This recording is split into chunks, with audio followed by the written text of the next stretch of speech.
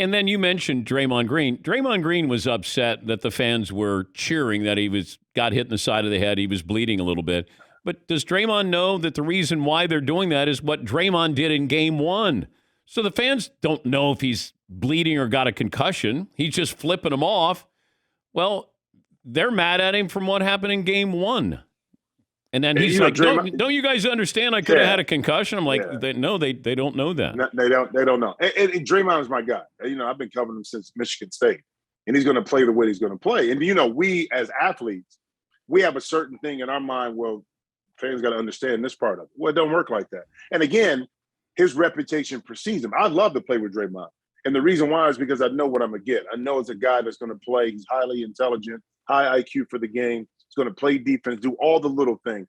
But he's their enforcer. So he's built up this reputation over the years, good or bad. So when there's a benefit of the doubt, a lot of times if you're not a Golden State fan, it's going the other way when you're at an opposing team's arena. So when things like that happen, I'm not saying it's right to cheer when a guy gets hurt, okay? At all. It always happens. An opposing player who is not well liked from the perspective of reputation. Now, if he played at Memphis, they would love him to death. Oh, yeah. They would love him to death. That's their kind of guy. But because he's on the opposing team, we as athletes are naive at times to think that fans are going to empathize with us a lot of times in a competitive situation. Now, again, I'm not saying that it's right or wrong. I'm not saying that it's right that fans cheer. Heck, no, it's not. But in the level of competition, they didn't know. They just saw Draymond Green get hit in the face. He was out. That was it. They were cheering that aspect because of what happened in the game before, because Draymond basically set the tone in regards to what this series was going to be all about with that hard physical foul.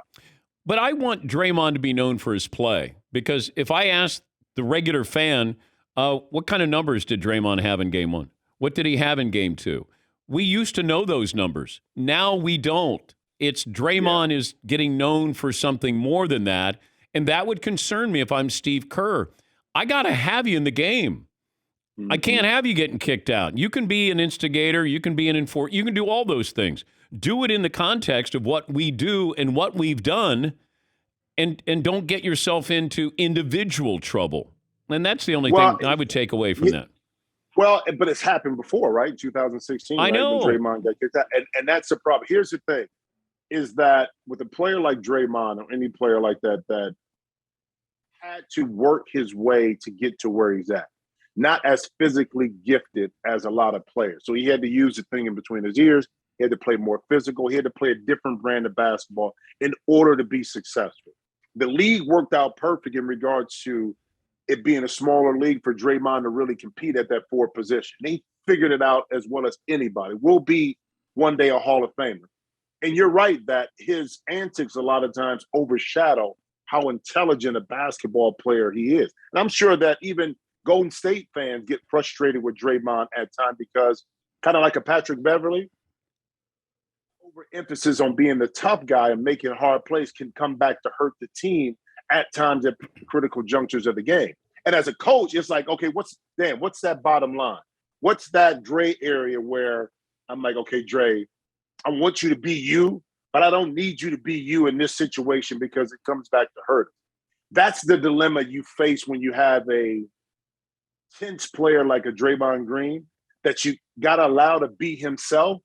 But if he crosses that line and gets one more flagrant two, guess what? He's out. And that totally changes how, as we saw, the Golden State operates defensively. More importantly, how they operate offensively.